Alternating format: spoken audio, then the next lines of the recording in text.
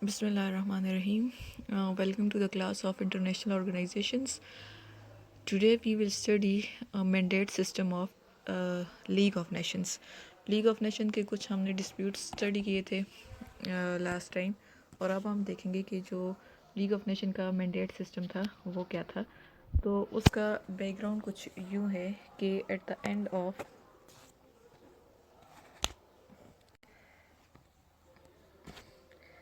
the end of World War I, the Allied powers were confronted with the question of disposal of former German colonies and in Africa and the Pacific and of the several non-Turkish provinces. ठीक है, क्योंकि world war first में सबसे ज़्यादा जो एक तो defeat हुई थी जर्मनी को हुई थी, ठीक है, और सेकेंडली जो डिफ़ीट हुई थी वो टर्किश एम्पायर को. टर्किश एम्पायर के कुछ प्रोविंसेस जिनका डिसीजन होना था, इन प्रोविंसेस के अंदर इराक का प्रोविंस था, सीरिया था, ठीक है, लेबनान था, और काफ़ी एरियाज थे जिनके बारे में डिसाइड करना था. उसके अलावा जर्मनी की कुछ कॉलोनीज़ थी अफ्रीका के अंदर जिनके बारे में डिसाइड करना था. तो सबसे पहले league of Nations mandates were establish under the article 22 of the covenant of League of Nations. ठीक, जो लीग ऑफ नेशन का आर्टिकल 22 था, आर्टिकल 22, उसमें ये डिसाइड किया गया था आर्टिकल 22 के अंदर कि मैंडेट सिस्टम बनाया जाएगा और permanent mandates the commission of the League of Nations. The Permanent Mandates Commission supervise League of Nations mandates and also organize plebiscites in disputed territories on the residents, so the resident could decide which country they would join. There were 3 mandates classification. ठीक है, mandate system बनाने का जो main मकसद था वो ये था कि इनको सुपरवाइज़ करें, क्योंकि ये जो कंट्रीज़ थे ये नए नए इन्होंने इंडिपेंडेंस ली हुई थी टर्किश एम्पायर से. तो फिर ये डिसाइड करना था कि ये कंट्रीज़ जो है ये किसकी साइड पर होंगी. ठीक है, ये इंडिपेंडेंस लेंगी या फिर ये कंट्रीज़ जो हैं ये किसी को ज्वाइन करेंगी. तो 3 मैंडेट्स थे, A mandate,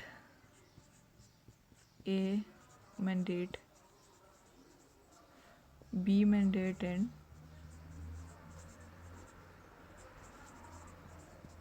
and C mandate. तो जो ए मैंडेट था, the mandate applied to the parts of old Ottoman Empire were certain communities that had reached a stage of development where their existence as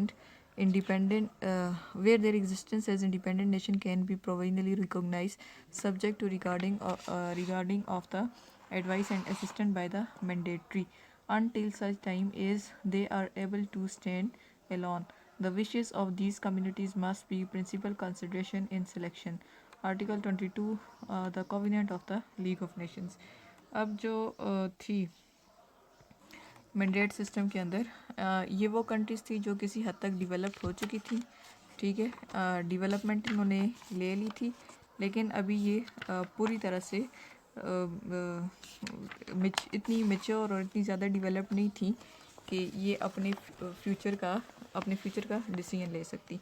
तो इन्होंने क्या किया कि class ए के अंदर जो ए मैंडेट था, those territories which in pre war era belong to the Turkish Empire. ठीक है, जो टर्किश एम्पायर से बिलोंग करती थी वॉर से पहले. ठीक, टर्किश एम्पायर से इसके अंदर वो टेरिटरीज थी, और ये टेरिटरीज़ डेवलपिंग थी, लेकिन अभी पूरी तरह से ये इतनी डेवलप नहीं हुई थी कि अपना जो फ्यूचर है उसका ये डिसीजन ले सकती.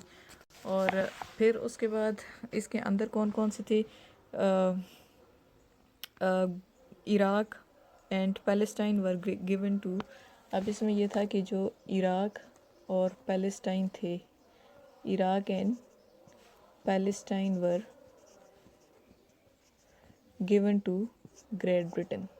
ठीक है, इस मैंडेट के अंदर इन्होंने इराक और पैलेस्टाइन किसको दिए, ग्रेट ब्रिटेन को, और जो Lebanon and Syria to France. ठीक, Lebanon and Syria to France, ये फ्रांस को मिल गए। और इराक फ्रीड एंड सीरिया, फिर उसके बाद 1932 में इराक इंडिपेंडेंस ले लेता है। और वर्ल्ड वार सेकंड के बाद पहले 32 में इराक इंडिपेंडेंस ले लेता है और फिर वर्ल्ड वार टू के बाद सीरिया एंड फ्रांस भी इंडिपेंडेंस ले लेते हैं। लेकिन पैलेस्टाइन में फिर वो ज्यूज़ का इशू आ जाता है, जो आज तक पैलेस्टाइन का इशू चल रहा है, ठीक है, क्योंकि वहाँ पर वो ज्यूज़ को ज़्यादा जो एक हैबिटेट है वो प्रोवाइड कर देते हैं ग्रेट ब्रिटेन, और कुछ टेरिटरी इनकी ज्यूज़ के पास चली जाती है।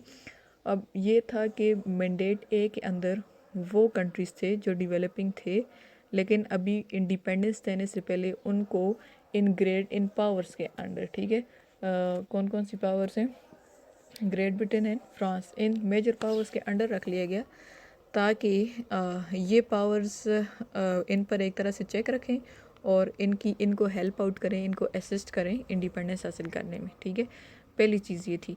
और फिर उसके बाद आ जाता है क्लास बी, बी मैंडेट को क्लास बी, ये क्लास ए था, ये क्लास बी था और ये class C. Class B mandate जो था, in this class the mandatory power was responsible for administration, ठीक। इस मैंडेट के अंदर जो थी मैंडेटरी पावर्स थी वो एडमिनिस्ट्रेशन, उन्होंने एडमिनिस्टर करना था, ठीक। British Cameroon Togoland were given to Great Britain and French Cameroon and Togoland were given to France. इसके अंदर अब सी जो अफ्रीका, क्योंकि मैंने आपको स्टार्ट में बताया था कि टर्किश एम्पायर की कॉलोनीज प्रोविंसेस का मसला था जिनको इंडिपेंडेंस देनी थी फर्स्ट वर्ल्ड वॉर के बाद, और दूसरा ये अफ्रीका की कॉलोनीज़ का मसला था जिनको इंडिपेंडेंस देनी थी, ठीक। और इसमें कौन कौन से थे, ब्रिटिश कैमरून एंड टोगोलैंड, ये फ्रांस को दे दिए गए। और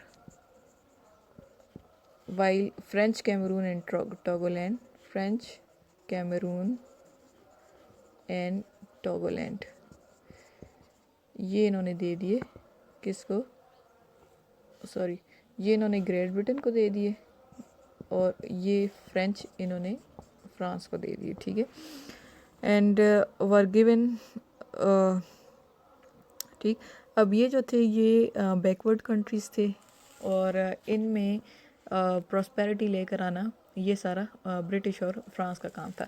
मैंडेट सी में इन्होंने ये एरियाज़ जो हैं फ्रांस और ग्रेट ब्रिटेन को दिए, और मैंडेट बी में। और मैंडेट सी में those territories having small size sparsely populated apart from civilization were given to powers to which these territories were geographically part, and powers could administer these territories according to the laws of mandatory powers, ठीक है। South West Africa was given to Union of Africa which freed in 1990 Australia, New Zealand and various Pacific islands under Japan, and south of equator under Australia. अब इसके अंदर वो थी कि जो अब छोटी छोटी टेरिटरीज थी, स्मॉल टेरिटरीज थी, ठीक है, जिनकी टेरिटरी बहुत छोटी थी, लेस पॉपुलेशन और लो पॉपुलेशन, ठीक, जिनकी पॉपुलेशन लो थी, इनको इन्होंने मर्ज कर दिया जो ग्रेट यूनियंस थी जो उनके साथ बड़ी स्टेट्स थी, ठीक है, बिगर स्टेट्स, छोटी छोटी स्टेट्स को इन्होंने बिगर स्टेट्स के साथ मर्ज कर दिया मैंडेट सी के अंदर, ठीक है।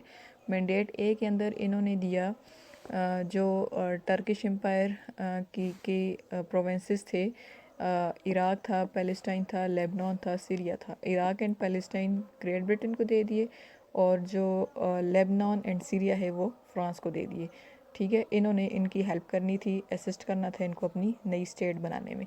और जबकि जो मैंडेट बी था उसमें अफ्रीका की एरियाज़ थे जिसमें British Cameroon and Togoland Great Britain को, Togoland and French Cameroon and Togoland इन्होंने फ्रांस को दिए। इन्होंने इसको एडमिनिस्टर करना था, इन्होंने तो हेल्प करनी थी ना, इनको तो जस्ट हेल्प करनी थी, इंडिपेंडेंस लेने में असिस्ट करना था, और इन जो मैंडेट बी वाले थे इसको एडमिनिस्टर करना था।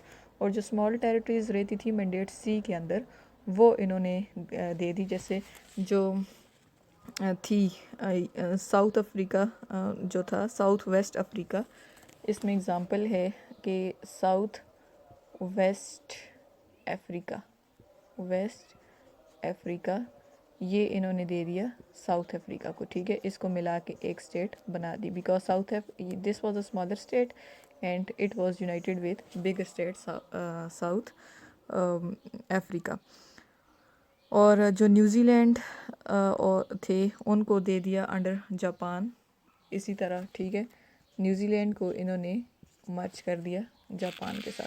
तो इस तरह से ये जो मैंडेट सिस्टम था ये भी एक लीग ऑफ नेशन की अचीवमेंट थी, क्योंकि जो लूजिंग स्टेट थी, जो लूजिंग स्टेट्स थी उनके बारे में डिसाइड करना था, ठीक है। लेकिन उनको असिस्ट चाहिए थी एडमिनिस्ट्रेशन में और अपनी इंडिपेंडेंस में।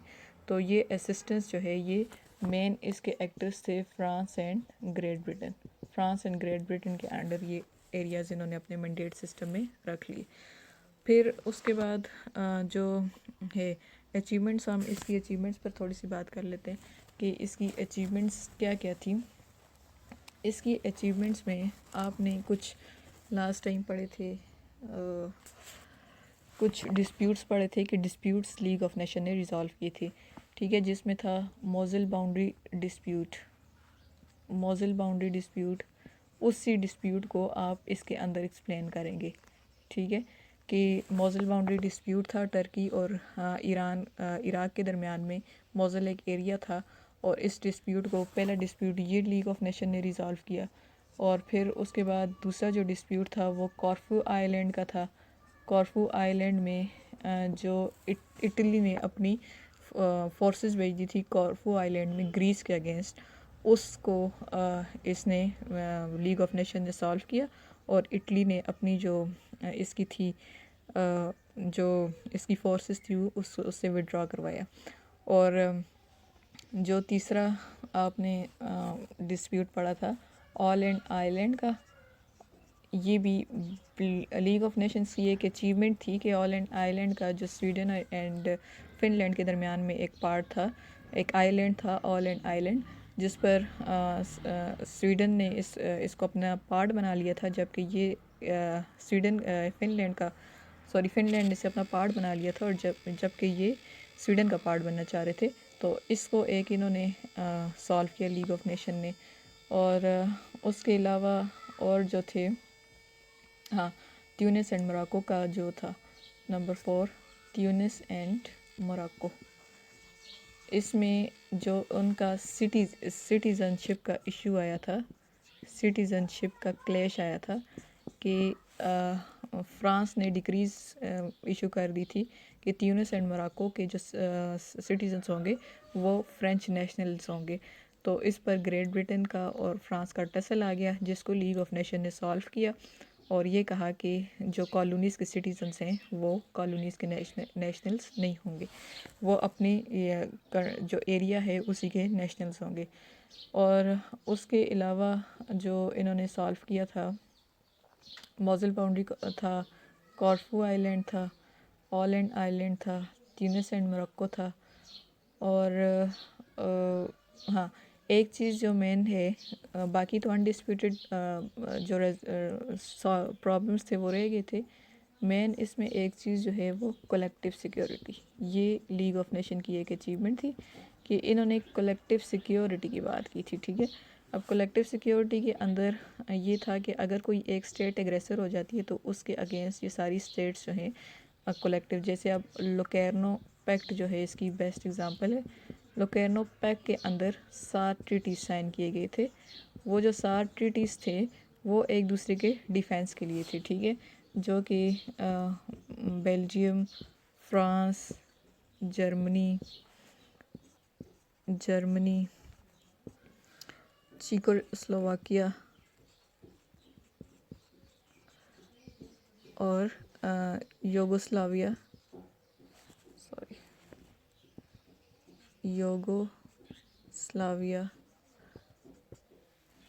रोमानिया,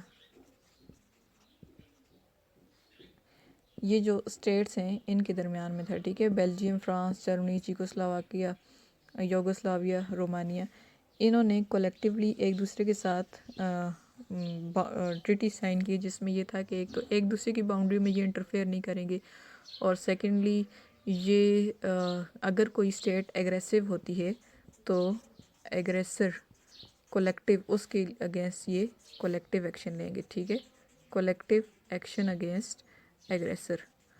तो ये जो है ये एक लीग ऑफ नेशन की बहुत बड़ी अचीवमेंट थी।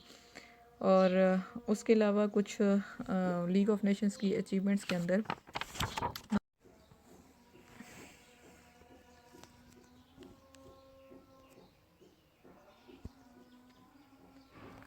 अब जो इनकी नॉन पॉलिटिकल अचीवमेंट्स थी, नॉन पॉलिटिकल अचीवमेंट्स के अंदर इनकी एक थी हेल्थ की, ठीक है, और एक economic cooperation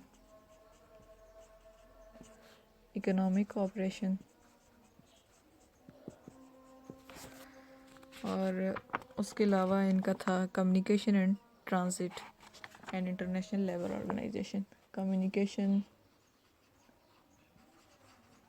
and transit and international labour organisations और एजेंसी, ठीक है। तो ये जो थी, अब पहले तो जो आपने पढ़ी ना कि जो उन्होंने बाउंड्री डिस्प्यूट्स सॉल्व किए हैं सारे जिसमें वो सक्सेसफुल हुए हैं, वो उनकी या उनका जो मैंडेट सिस्टम था या उनका जो कलेक्टिव सिक्योरिटी थी वो तो पॉलिटिकल अचीवमेंट्स थी। उसके अलावा कुछ उनकी नॉन पॉलिटिकल अचीवमेंट्स थी जिसके अंदर हेल्थ आ जाता है। अब हेल्थ में क्या था कि health organisation formed in 1923 with the health committee secretariat and narcotics bodies. This organization effectively worked against leprosy, tuberculosis, smallpox, rabies, malaria, heart diseases and cholera। 1923 के अंदर जितनी भी जो उस टाइम पे एपिडेमिक डिजीज़ थी या पेंडेमिक डिजीज़ थी उनके अगेंस्ट जो लीग ऑफ नेशन ने अपनी हेल्थ की एजेंसी बनाई हुई थी, ठीक है, पूरा उसका सेक्रेटेरिएट था और जो नारकोटिक्स बॉडीज़ थी जो कि इन डिजीज़ के against small pox, rabies, malaria, heart disease and cholera इनके अगेंस्ट जो है वो काम कर रही थी। और उसके अलावा लीग ने ये भी असिस्ट किया, कॉलरा और प्लाग उस टाइम पे एक पेंडेमिक थी ईस्ट में, उसके अगेंस्ट कंट्रीज़ को असिस्ट किया। It organise numerous it organized numerous health conferences. The League Health Committee visited Greece to recognize their sanitary services, a school of hygiene and public health system.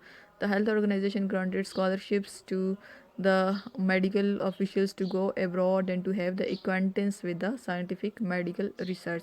ये इनकी एक बहुत बड़ी achievements है कि health organisations को ने उन्हें जो लोग थे उनको स्कॉलरशिप ग्रांट किए कि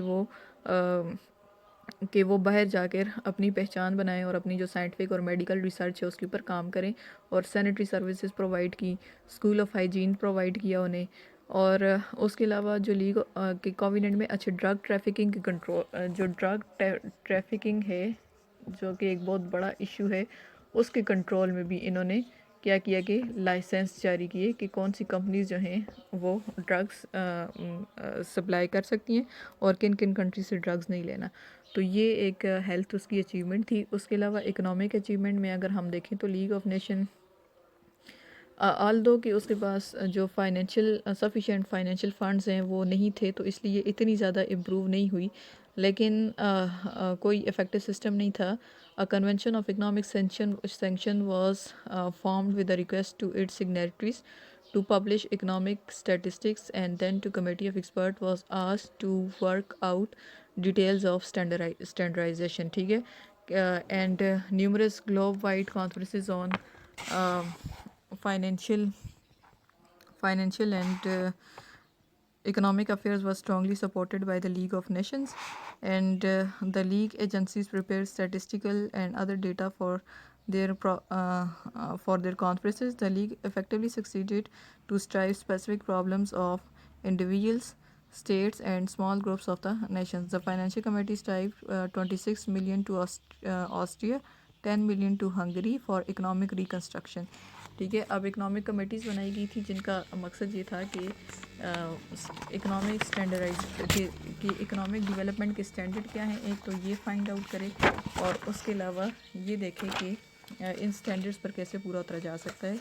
या फिर उसके साथ साथ इन्होंने कुछ फाइनेंशियल असिस्टेंस प्रोवाइड की, जैसे इन्होंने 26 मिलियन दिए ऑस्ट्रिया को, ठीक है, 26 मिलियन दिए इन्होंने ऑस्ट्रिया को। और उसके अलावा इन्होंने 10 million to Hungary for 10 million to Hungary.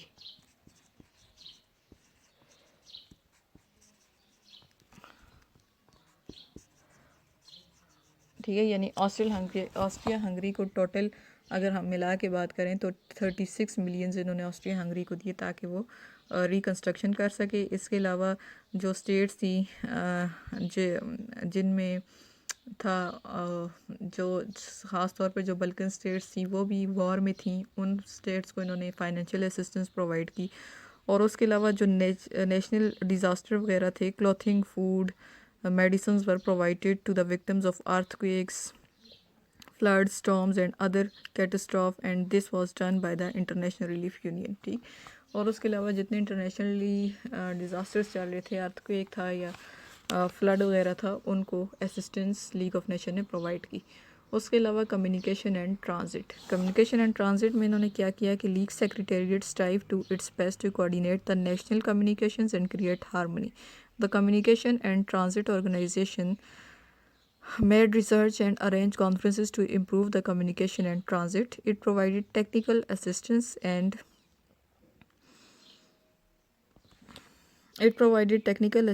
and other non-league agencies such as Universal Postal Union, International Telecommunication, International Commission for Air Navigation। और उसके अलावा जो इनकी इम्पॉर्टेंट अचीवमेंट थी, road building, hydraulic task, and Poland was advised regarding coal transportation by waterways से transportation। उसके अलावा road building, air navigation, ये इन्होंने कम्युनिकेशन एंड ट्रांजिट की फील्ड में किया। और इंटरनेशनल लेबर ऑर्गेनाइजेशंस बनी जिसमें कि लेबर्स की जो थे लेबर्स की एक्सप्लॉयटेशन पर बात हुई। ठीक है, इसको कम करने के लिए इन्होंने किया, और ख़ास तौर पे लेबर्स के जो वर्किंग आवर्स हैं वो कितने होंगे, ठीक है, वर्किंग आवर्स एंड वेजेस वगैरह।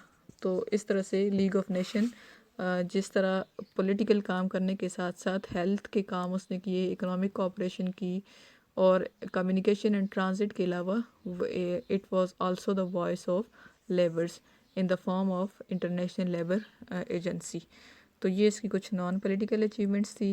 नेक्स्ट लेक्चर में हम इसके देखेंगे shortcomings and general and specific failures of League of Nations.